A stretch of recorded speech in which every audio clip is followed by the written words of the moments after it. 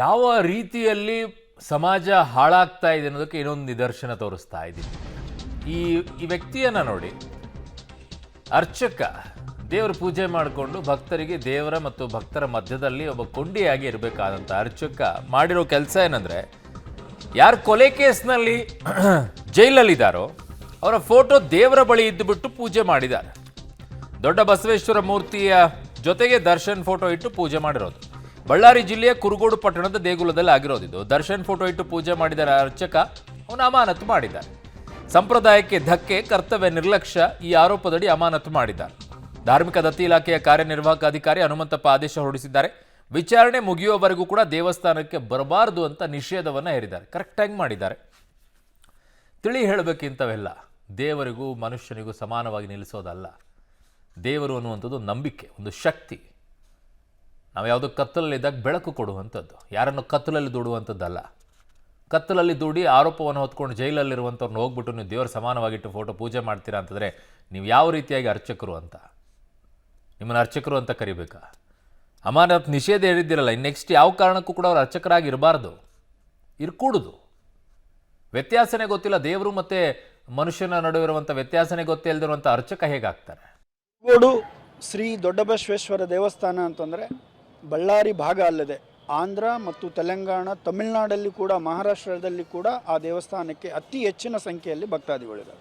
ಇಷ್ಟೆಲ್ಲ ದೊಡ್ಡ ಮಟ್ಟದಲ್ಲಿ ಸಂಖ್ಯೆಯಲ್ಲಿ ಭಕ್ತಾದಿಗಳು ಉಟ್ಕೊಳ್ಳಿಕ್ಕೆ ಕಾರಣ ಏನು ಅಂತಂದರೆ ಅಲ್ಲಿರ್ತಕ್ಕಂತಹ ನಂಬಿಕೆ, ಒಂದು ದೇವರು ಇದ್ದಾನೆ ಇಲ್ಲಿ ಅನ್ನೋದು ನಂಬಿಕೆ.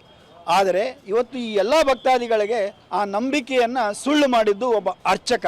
ಅದಕ್ಕೆ ಅವಕಾಶ ಕೊಟ್ಟಿರೋದು ಕಾರ್ಯನಿರ್ವಹಣಾ ಅಧಿಕಾರಿಗಳು ಅಂತಲೂ ಕೂಡ ನಾನು ಹೇಳಲಿಕ್ಕೆ ಬಯಸ್ತಾ ಇದ್ದೀನಿ. ಯಾಕೆ ಅಂತಂದರೆ ಕಾರ್ಯನಿರ್ವಹಣಾ ಅಧಿಕಾರಿಗಳ ಒಂದು ಗಮನಕ್ಕೆ ಇಲ್ಲದೆ ಇವೆಲ್ಲ ಆಗಲಿಕ್ಕೆ. ನನ್ನ ಸಹೋದ್ಯೋಗಿ ಈಗ ಬಳ್ಳಾರಿಯಿಂದ ಅಮರೇಶ್ ನನ್ನೊಂದಿಗೆ ಸಂಪರ್ಕಕ್ಕೆ ಸಿಗ್ತಾ ಇದ್ದಾರೆ. ಅಮರೇಶ್, ಇವ್ರನ್ನ ಅರ್ಚಕ ಅಂತೇಳಿ ಮುಂದುವರಿಸೋದ್ರಲ್ಲಿ ಯಾವ ಲಾಭನೂ ಇಲ್ಲ. ಇವರು ಅರ್ಚಕರಾಗಿರೋದಕ್ಕೇ ಯೋಗ್ಯತೆ ಇಲ್ಲ ಅಂತ ಕಾಣಿಸುತ್ತೆ. ದೇವರು ಮತ್ತು ಮನುಷ್ಯನ ನಡುವೆ ಇರುವಂಥ ವ್ಯತ್ಯಾಸನೇ ಗೊತ್ತಿರುವಂಥವ್ರು ಅರ್ಚಕರು ಹೇಗಾಗ್ತಾರೆ ಅಂತ?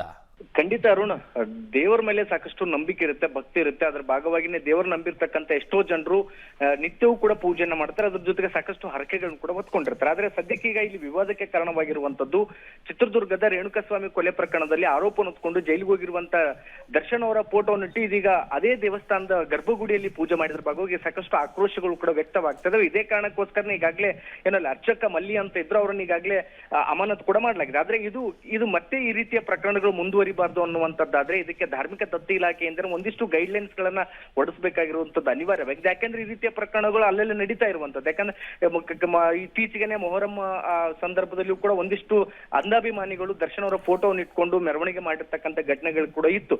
ಆದ್ರೆ ಇದೀಗ ಮತ್ತೆ ಅದಕ್ಕೆ ಒಂದು ಹೆಜ್ಜೆ ಮುಂದೋಗಿರ್ತಕ್ಕಂಥ ಅಭಿಮಾನಿಗಳೇನಿದ್ದಾರೆ, ದೊಡ್ಡ ಬಸವೇಶ್ವರ ದೇವಸ್ಥಾನದ ಒಳಗಡಿನ ಗರ್ಭಗುಡಿಯಲ್ಲಿನ ದರ್ಶನ್ ಅವರ ಫೋಟೋವನ್ನು ಇಡೋದ್ರ ಮೂಲಕ ವಿಶೇಷವಾಗಿರ್ತಕ್ಕಂಥ ಪೂಜೆಯನ್ನ ಮಾಡಿ ಈಗ ಭಕ್ತರ ಆಕ್ರೋಶಕ್ಕೆ ಕೆಂಗಣ್ಣಿಗೂ ಕೂಡ ಗುರಿಯಾಗಿರುವಂತದ್ದು. ಹೀಗಾಗಿ ಈಗಾಗಲೇ ಅರ್ಚಕರನ್ನು ಕೂಡ ಅಮಾನತು ಮಾಡಲಾಗಿದೆ. ಆದ್ರೆ ಈ ರೀತಿಯ ಪ್ರಕರಣಗಳು ಮುಂದುವರೆದ ನಿಟ್ಟಿನಲ್ಲಿ ಅಧಿಕಾರಿಗಳು ಕೂಡ ಅವರನ್ನು ಯಾವುದೇ ಕಾರಣಕ್ಕೂ ಗರ್ಭಗುಡಿಗೆ ಅಂದ್ರೆ ದೇವಸ್ಥಾನಕ್ಕೆ ಎಂಟ್ರಿ ಇಲ್ಲ ಅನ್ನುವಂತ ನಿಟ್ಟಿನಲ್ಲಿ ನಿಷೇಧವನ್ನು ಕೂಡ ಹೇರಿದ್ದಾರೆ.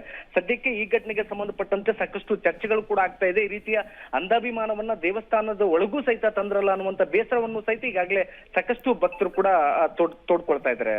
ಅರುಣ್. ಓಕೆ ಅಮರೇಶ್, ನಿಮ್ಮೆಲ್ಲ ಮಾಹಿತಿಗೆ ಧನ್ಯವಾದಗಳು.